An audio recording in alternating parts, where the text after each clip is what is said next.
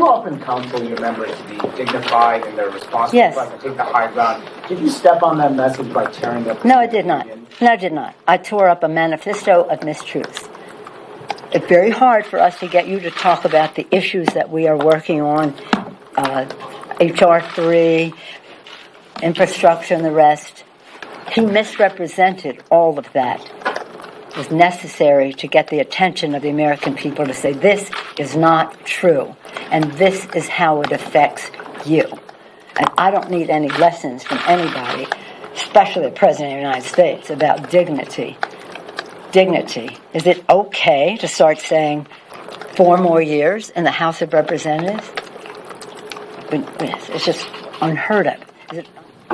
I want to first salute our managers. I think they did a magnificent job in presenting the case for our founders, for our Constitution, for our country.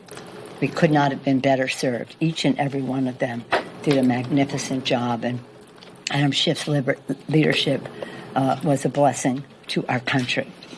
I'm proud of the work that the Senate did in terms of their response to all of this and the unanimous vote on the House Democrats in support of our Constitution.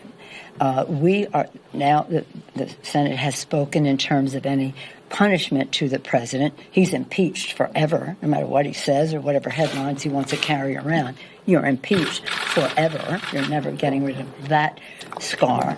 And history will always record that you were impeached for undermining the security of our country, jeopardizing the integrity of our elections, and violating the Constitution of the United States. Our purpose in all of this, in addition to holding him accountable so he stops doing what he's doing and no future president thinks that she or he could have liberty to take us away from a republic, if you can keep it, to a Second Amendment enables me to do whatever I want. No, that's not what our Constitution is about. So we will continue to do our oversight to protect and defend the Constitution, which is 3 co-equal branches of government, each a check and balance on the other. And we have some cases in court now, McCann and taxes and that, and that will take time. We didn't need to have that come to a fruition because we had a strong enough case to impeach and remove. But those cases still exist. If there are others that we see as an opportunity, we'll make a judgment at that time. But we have no plans right now. On this article of impeachment, 47 senators have pronounced Donald John Trump, President of the United States, guilty as charged. 53 senators have pronounced him not guilty as charged. 2/3 of the senators present not having pronounced him guilty, the Senate adjudges that respondent Donald John Trump, President of the United States, is not guilty as charged in the second article of impeachment. The presiding officer directs judgment to be entered in accordance with the judgment of the Senate as follows. The Senate, having tried Donald John Trump, President of the United States, upon 2 articles of impeachment exhibited against him by the House of Representatives, and 2/3 of the senators present not having found him guilty of the charges contained therein, it is therefore ordered and adjudged that the said Donald John Trump be, and he is hereby, acquitted of the charges in said articles. Mr. Chief Justice. The Majority Leader is recognized. I send an order to the desk. The clerk will report.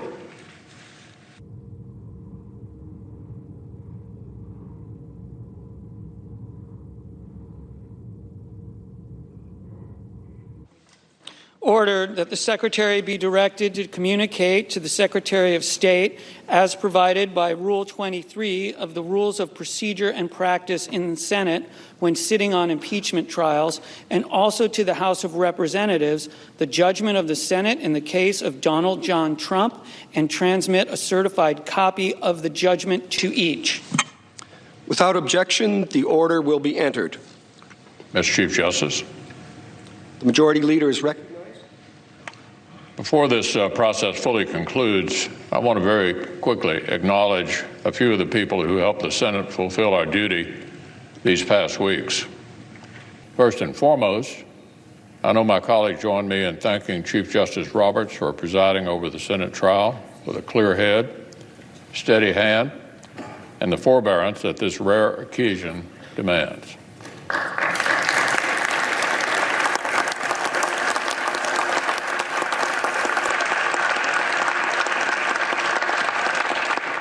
We know full well that his presence as our presiding officer came in addition to, not instead of, his day job across the street.